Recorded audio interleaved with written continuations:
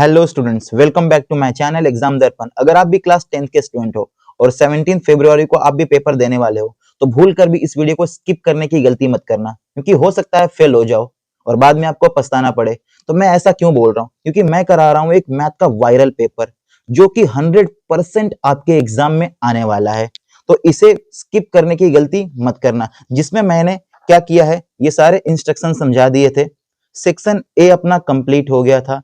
अब हम करने वाले थे सेक्शन बी। सेक्शन ए में हमने 20 मार्क्स पूरे अपने पक्के कर लिए हैं। ये 20 मार्क्स तुम्हारे कटने वाले नहीं है अगर तुमने ये वीडियो पूरी कर ली होगी तो। अगर नहीं किया है तो जाओ पहले सेक्शन ए देखो और वो 20 मार्क्स अपने कंफर्म कर लो और फिर क्या आ जाओ सेक्शन बी पर। और सेक्शन बी में हमें पता है कि 21 से लेके 25 तक के क्वेश्चन आएंगे, जो कि हर एक क्वेश्चन कितने नंबर का होगा? 2 मार्क्स का होगा। तो आ जाओ करते हैं हम सेक्शन बी का फर्स्ट क्वेश्चन। तो देखो क्या है सेक्शन बी का first question. This section has 5 very short question.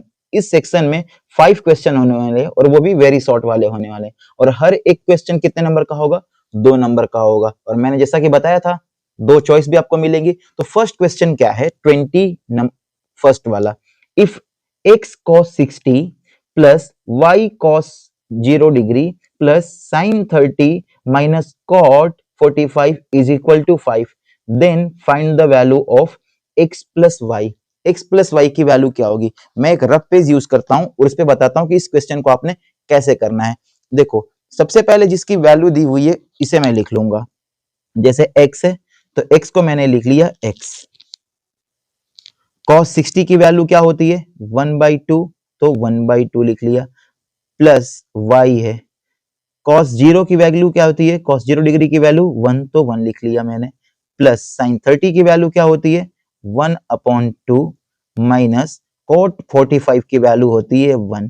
ये वैल्यू आपको याद होनी चाहिए, बिना इसके नहीं हो पाएगा।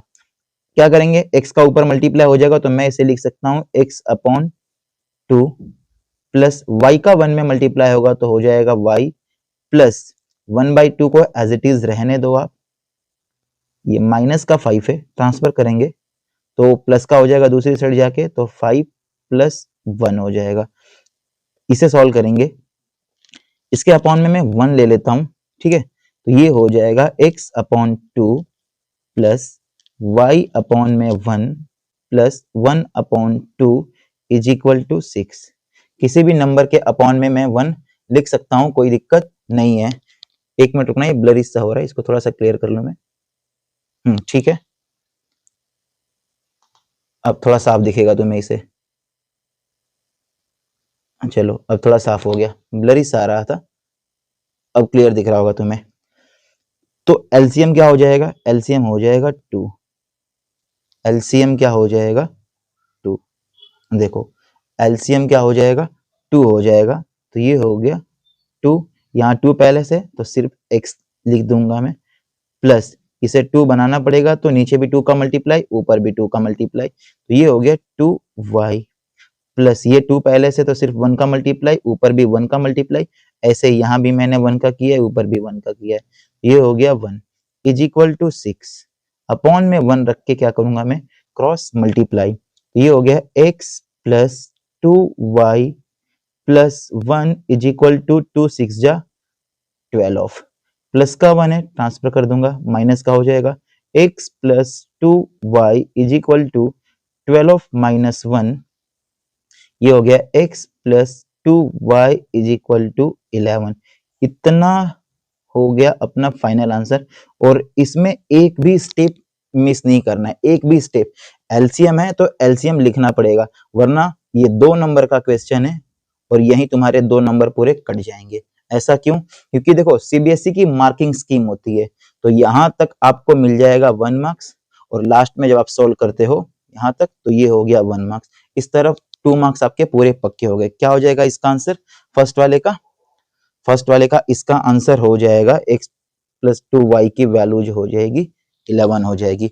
ऐसे ही करते हैं हम सेकंड क्वेश्चन। देखो इसमें चॉइस था ए करो या बी करो, पर मैं आपको ए और बी दोनों बताता हूं। तो बी वाला कैसे करना है समझते हैं एक बार। तो मैं यहां लिख लेता हूं, जैसे वैल्यू दी हुई है वैसे लिख लेता हूं। 1060 है तो 1060 की वैल्यू होती है √3। और ये हो गया √3 का स्क्वायर। ओके, आगे क्या बोला है, साइन 60। साइन 60 की वैल्यू क्या होती है, √3/2 का होल स्क्वायर प्लस cos 30 है, cos 30 की वैल्यू क्या हो जाएगी, 1/2 और ये हो गया इसका भी स्क्वायर। यहां करता हूं मैं, स्क्वायर से अंडर रूट कैंसिल हो जाता है तो बच गया 3 अपॉन में, दोनों का होगा, √3 का भी स्क्वायर होगा और 2 का भी होगा, तो इस स्क्वायर से तो ये कट जाएगा, तो यहाँ तो सिर्फ आएगा 3 प्लस में 2 का स्क्वायर करूंगा तो 4 हो जाएगा, प्लस 1 का स्क्वायर 1 ही होता है और 2 का स्क्वायर क्या हो जाएगा, 4 हो जाएगा। आप देख पा रहे हो, आप देख पा रहे हो कि डिनोमिनेटर दोनों का क्या है, सेम है, तो ऊपर वाली value as it is add हो जाएगी, तो ये हो गया 3 फ्रैक्शन में 3 प्लस 1 अपॉन में 4, इसे सॉल्व करूंगा मैं, ये हो गया 3 अपॉन, ये हो गया 4/4 जो कि कट जाएगा, क्या बचेगा 3/1। आप लिख सकते हो, आप लिख सकते हो कि 3 आपका क्या हो गया, आंसर हो गया। आई बात समझ में, ये ऐसे ही पूरा करके आपको दिखाना है, तभी आपके पूरे नंबर आपको मिलेंगे। तो क्या हो जाएगा इसका आंसर, क्या हो जाएगा इसका आंसर, देखो 3 हो जाएगा इसका करेक्ट आंसर। देखो ऐसे ही सॉल्व करोगे तभी आपको पूरे नंबर मिलेंगे, नहीं तो नंबर कटने के चांस है। तो ये भी हो गए अपने 2 मार्क्स पक्के। ठीक है, ये सारा करके जाना है। नेक्स्ट क्वेश्चन क्या है, नेक्स्ट क्वेश्चन देखते हैं। देखो क्या बोल रहा है, नेक्स्ट क्वेश्चन बोल रहा है find the zeros of the polynomial. इसके हमें क्या फाइंड करने हैं, जीरोज फाइंड करने हैं। कैसे करते हैं, चलो एक पेज ले लेता हूं, उस पेज पे बताता हूं कि कैसे करोगे इससे भी तुम। तो ये हो गया, अब देखो करना कैसे है, जीरोज फाइंड करना है। सबसे पहले तो इसको हम सिंपल इक्वेशन में चेंज करेंगे, तो यहां मैं लिख सकता हूं इसे, यहां मैं लिख लूंगा एक्स स्क्वायर प्लस 4/3 एक्स है माइनस 4/3 और इज इक्वल टू 0 लिख लो, क्योंकि जीरोज फाइंड कर रहे हैं हम तो जीरोज लिख लेंगे। अपॉन में 1 रख के सबका एलसीएम ले लेता हूं, और एलसीएम लिखेंगे हम, कितना हो गया एलसीएम, 3 हो गया। तो इसे 3 बनाने के लिए हमें क्या करना पड़ेगा, 3 से मल्टीप्लाई, तो ऊपर भी 3 का मल्टीप्लाई, ये ऑलरेडी 3 है तो 1 का मल्टीप्लाई, यहाँ भी 1 का मल्टीप्लाई, ये पहले से 3 है तो 1 का मल्टीप्लाई, 1 का मल्टीप्लाई। नीचे क्या हो गया, ये हो गया 3x स्क्वायर, यहाँ लिखो ये हो गया 3x का स्क्वायर, अपॉन में ये हो गया 3 प्लस x का 4 के साथ ही मल्टीप्लाई होता है, 4 का 1 के साथ होगा, ये होगा 4x अपॉन में 3। x ऊपर ही जाता है तो 4x पहले से था, 4x में 1 का मल्टीप्लाई किया तो 4x आएगा, माइनस से 4 का 1 में मल्टीप्लाई करूंगा तो 4 आ जाएगा, और 3 में 1 का किया तो 3, और ये हो गया 0। देख पा रहे हो डिनोमिनेटर सबके इक्वल हो गए हैं। अब जब डिनोमिनेटर इक्वल हो गए हैं तो मैं लिखूंगा 3 हो गया, इसे लिखूंगा 3x square plus 4x minus 4 is equal to 0, और अपॉन में 1 रख के करूंगा क्रॉस मल्टीप्लाई, तो ये हो जाएगा, इक्वेशन बनेगी अपनी 3x square plus 4x minus 4 is equal to 3 में 0 का मल्टीप्लाई होगा तो 0। अब ये तो अपनी इक्वेशन बन गई, और अब यहां तक अगर मैंने कर दिया तो मुझे मिलते हैं पूरे 1 नंबर। ठीक है, और दूसरा भी 1 नंबर लेना है तो इसके जीरोज फाइंड करने पड़ेंगे। यहां करता हूं मैं, इसके जीरोज फाइंड करने पड़ेंगे। इक्वेशन थी, इक्वेशन को एक बार लिख लेता हूं। ठीक है, देखो इक्वेशन क्या थी, 3x square plus 4x minus 4 is equal to 0। Middle term split method से सॉल्व करूंगा, फर्स्ट का लास्ट के साथ मल्टीप्लाई होगा तो 4 3 जा 12 आ गया। अब 12 के साथ हमें एक ऐसा नंबर ढूंढना है कि जो मल्टीप्लाई करने पे कितना आ जाए, 12 आ जाए, प्लस या माइनस करने पे क्या आ जाए, बीच वाला नंबर जो कि है 4। तो मेरे पास ऐसा नंबर पता है क्या होता है, 6 2 जा 12 होता है, और अगर 6 में से 2 माइनस कर लूं तो क्या आ जाएगा, 4 आ जाएगा, है ना।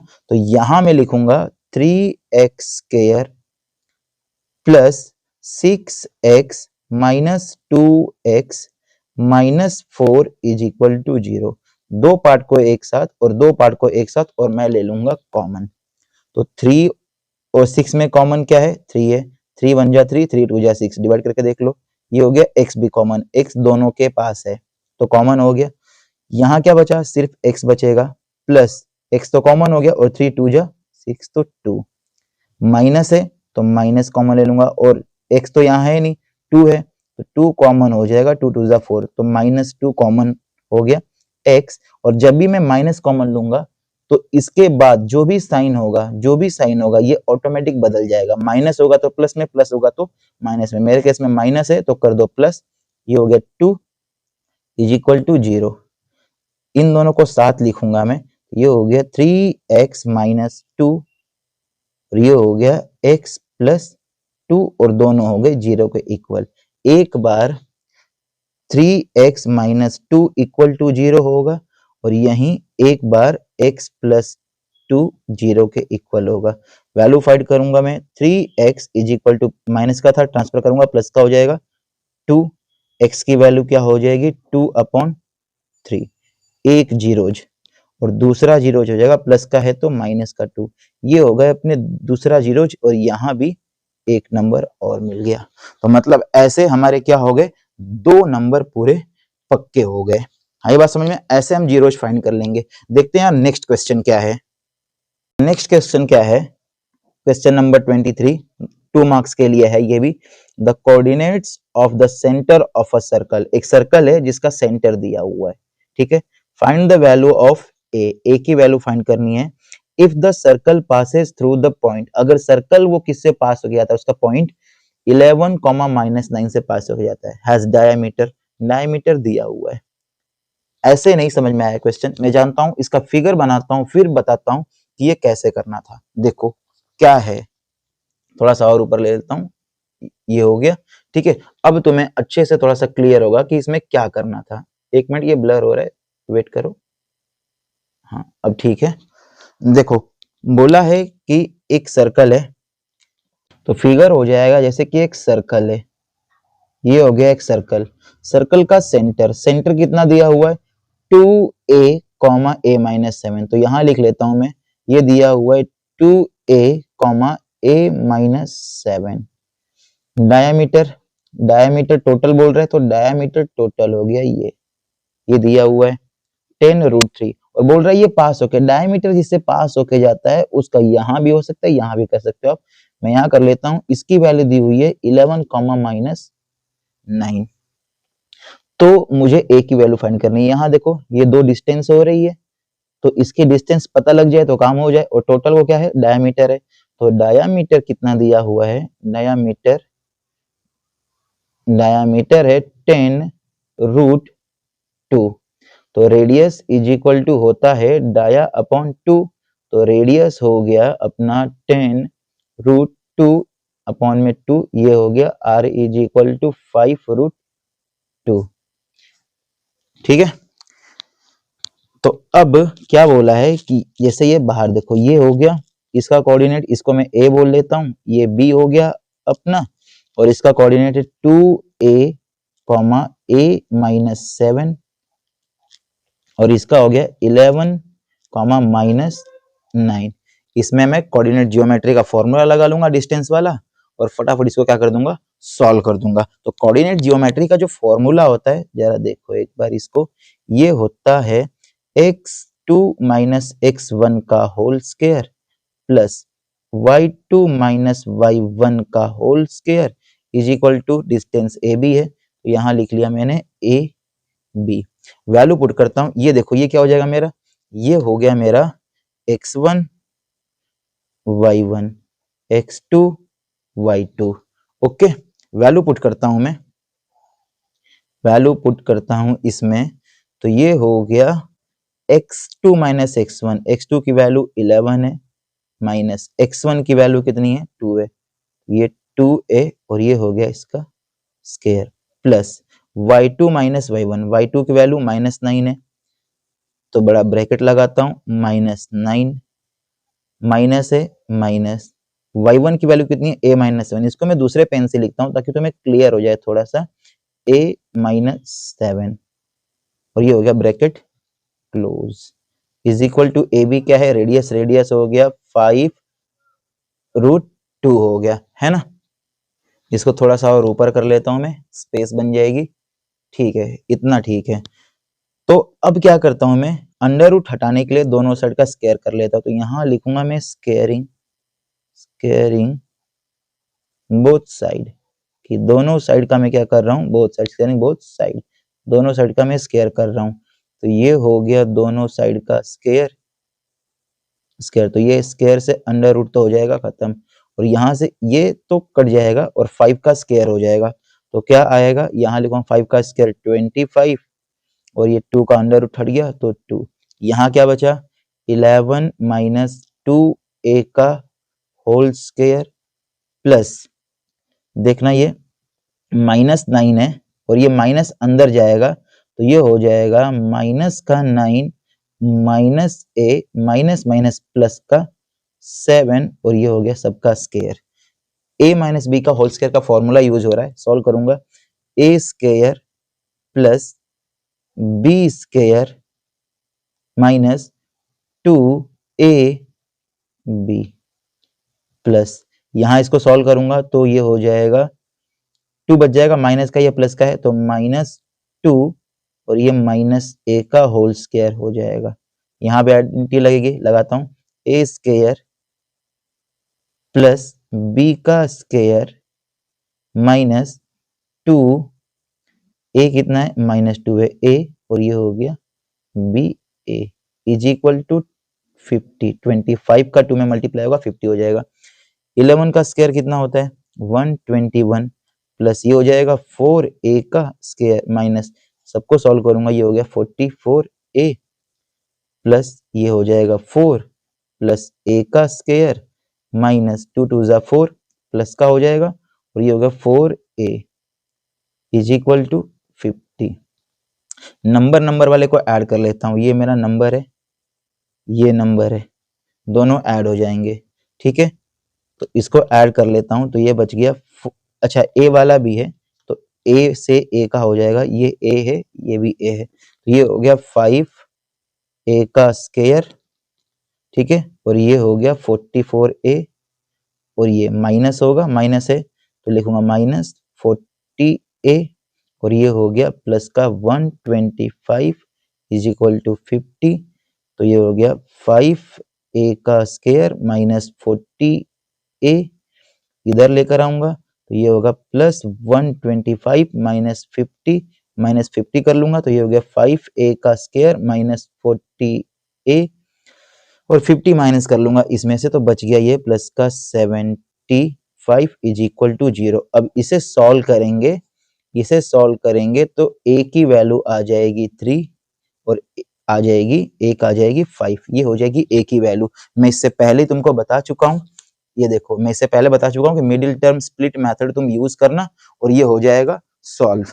तो क्वेश्चन नंबर 23 भी अपना हो गया। अब करने वाले हम क्वेश्चन नंबर 24। ये तो बड़ा था पर ये बहुत छोटा सा। 24 क्या है, ABC एक ट्राइंगल है और वो PQR के क्या है, सिमिलर है। तो मैंने यहाँ बनाया कि ABC एक ट्राइंगल हो गया, इसका नाम लेता हूं मैं A B और C। ऐसे दूसरा ट्रायंगल बोला है PQR, तो यहाँ दूसरा ट्रायंगल ले लिया मैंने, इसका नाम है PQR, और ये दोनों क्या है, सिमिलर है। बोल रहे कि AB कितना है, 6 सेंटीमीटर है, AB 6 सेंटीमीटर हो गया। BC कितना है, 4 सेंटीमीटर, तो BC 4 सेंटीमीटर हो गया। AC कितना है, 8 सेंटीमीटर, और PR दिया हुआ है, PR कितना है, ये रहा PR कितना है, 6 सेंटीमीटर। पूछ क्या रहा है, PQ प्लस QR के। अगर ये ट्रायंगल सिमिलर है और ये AB वाली जो साइड है PR के बराबर है, तो ये दोनों साइड क्या होंगी, इसके बराबर होंगी। तो ये हो गया 8 और ये हो गया 4, और दोनों का सम करेंगे तो कितना हो गया, 8 + 4 12 सेंटीमीटर इसका आंसर हो जाएगा। कितना हो जाएगा, 12 सेंटीमीटर इसका करेक्ट आंसर हो जाएगा। ऐसे ही और वाला पार्ट भी इसका देखो क्या बोल रहा है, इन द गिवन फिगर दिया हुआ है QR अपॉन QS, QR और QS, ठीक है, इक्वल है QT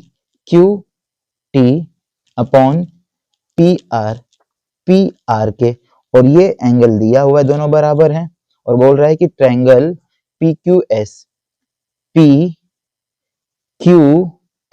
ये जो ट्रायंगल है ये ट्रायंगल PQS, ये ट्रायंगल सिमिलर है, किसके सिमिलर है? सिमिलर है TQR के, TQR के सिमिलर है, TQR के सिमिलर है।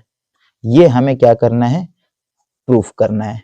ठीक है, तो क्या करेंगे? देखो जो चीजें दी हुई है, ये दिया हुआ है ना, ये दिया हुआ है, तो सबसे पहले जो चीजें दी हुई है उसे मैं लिख लूंगा कि ये दोनों मेरी क्या है? गिवन। तो मैं गिवन में लिख लूंगा कि आपने मुझे बोला है कि एंगल 1 इक्वल है एंगल 2 के, और क्यू आर इक्वल है अपॉन क्यू एस इक्वल है Q T upon P R के। ठीक है जी, तो इसके अकॉर्डिंग पी क्यू भी इक्वल हो जाएगा किसके? पी आर के। ठीक है ना, अब कैसे होगा? ये कैसे हुआ? तो ये इक्वेशन 1 लिखो, और ये फ्रॉम इक्वेशन 1 हुआ है, फ्रॉम इक्वेशन 1। समझाता हूं कैसे। देखो यहां देखो, अगर ये एक ट्रायंगल है, ठीक है, अगर ये एंगल और ये एंगल इसके बराबर है, तो ये जो साइड है ए बी सी, तो ये साइड ए बी इस ए सी के बराबर हो जाती है उस रूल से। ठीक है, अगर ये दोनों एंगल इक्वल है तो ये दोनों बराबर हो जाएगा। अब इसने बोला कि ये एंगल और ये एंगल इक्वल है, तो भाई साहब ये साइड और ये साइड क्या हो जाएगी? आपस में बराबर हो जाएगी। अब बोला है इसको करो इक्वेशन नंबर 2, कि ये रेशियो में दिया हुआ है, तो इसके अकॉर्डिंग ये जो लाइन है, ये जो लाइन है आपकी PS, ये जो लाइन है PS, ये क्या हो जाएगी? RT के, RT जो है इसके क्या हो जाएगी? पैरेलल हो जाएगी। तो मैं लिखूंगा PS पैरेलल हो गया RT के। ओके, कौन से रूल से? तो रूल बोलो, बाय कन्वर्स ऑफ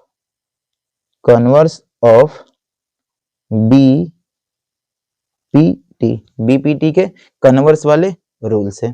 इतना हो गया। अब इतना हो गया तो इसके अकॉर्डिंग मैं बोलूंगा कि एंगल QPS इक्वल हो जाएगा एंगल QTR के, और इतना बोलते ही ये क्यों होगा? तो इसको बोलूंगा मैं corresponding angle, corresponding angle.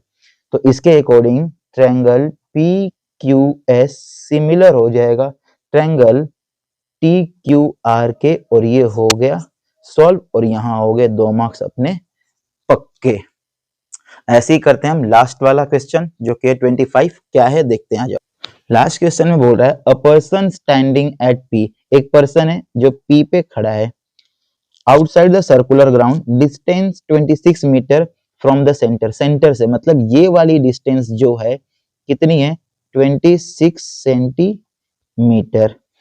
He found that his distance from the P and A, P से P से A तक और P से B तक जब उसने अपनी डिस्टेंस निकाली तो वो कितनी है?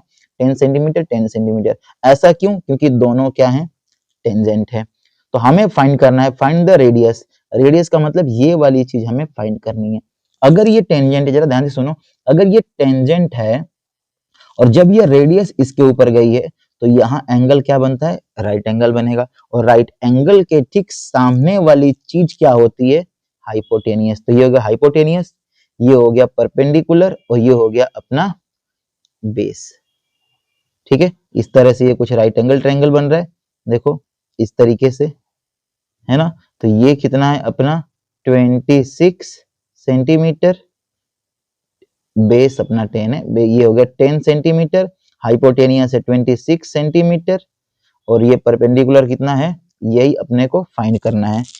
तो ये हो गया अपना B4 बेस, H4 हाइपोटेनियस, और ये P4 परपेंडिकुलर। फॉर्मूला क्या होता है?